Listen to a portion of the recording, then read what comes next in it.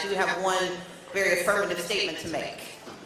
We won. But I didn't lose. I got the votes. But we won't know exactly how many because of how they cheated. I did win my election. I just didn't get to have the job. We were robbed of an election. Using the word rigged, using the word steal, do you think it's dangerous going into 2020? I don't, because we can actually back it up. And so in response to what I believe was a stolen election, and I'm not saying they stole it from me, they stole it from the voters of Georgia. In fact, someone outside asked if I'm ever going to concede. The answer is no. This is not a speech of concession, because concession means to acknowledge an action is right, true, or proper. And I will not concede because the erosion of our democracy is not right. People are going to make you mad. They're going to hurt your feelings. They're going to steal your election. It was not a free and fair election. I think the election was stolen from the people of Georgia. I believe it was stolen from the voters. Thousands of Georgians had their voices stolen because they were not able to cast ballots.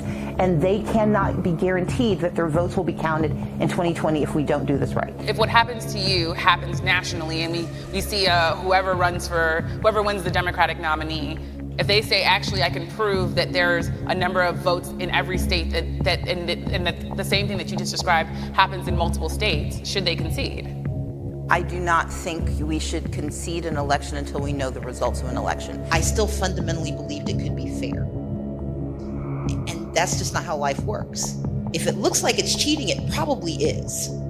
If it looks like it's rigged, it probably is. We've been raised to believe that it is invalid, in fact, it's uncouth to call the question. That if you want to run for office again, you've got to concede the election so that everyone knows you're a good sport.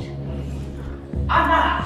I said that the election was stolen from Georgia voters. The process that took place during the legislative cycle was one that did not countenance and did not pay attention to the deep and real concerns of those who watched this election be stolen in the state of Georgia. It was stolen from the voters of Georgia. As long as we have eligible American citizens who cannot cast a ballot, then the game is rigged. I am complicit if I say that that system is fair. Concession in the political space is an acknowledgement that the process was fair.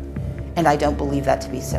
But I refuse to concede because concession means that the process was proper, that the result was true and right, and I cannot say that. I tend to say I didn't lose, I just didn't win. And I don't call it a loss, I just didn't win. But yes, you did. Okay, officially. Yes. Officially.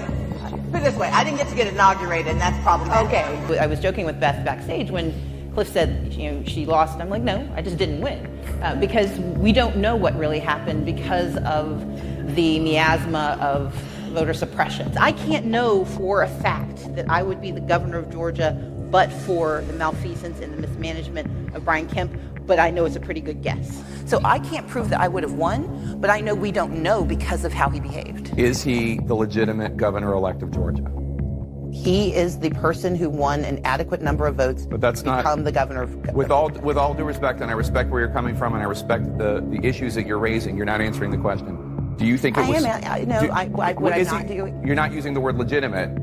Is he the legitimate governor-elect of Georgia? He is the legal governor of Georgia. You see, I'm here to tell you that just because you win doesn't mean you're won. You said to me that you did not lose, you just did not win. Yes. So we're going to talk about that. Bad news is that we didn't get the victory we secured. And the thing is, we will never know empirically that I got more votes because we will never know which votes didn't get counted. But will I say that this election was not tainted, was not a disinvestment and a disenfranchisement of thousands of voters? I will not say that. You refused to concede and say that you lost. Do you stand by that decision today? Absolutely. This was not fair. It was not right.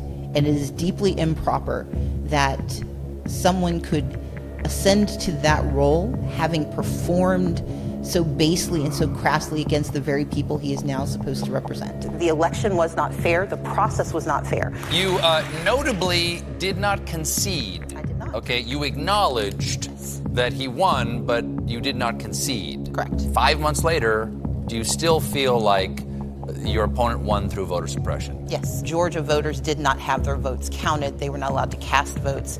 They had their votes discarded. And it was not fair to those who filled out absentee ballots. And depending on the county you sent it to, it either was counted or not counted, assuming you received it in time.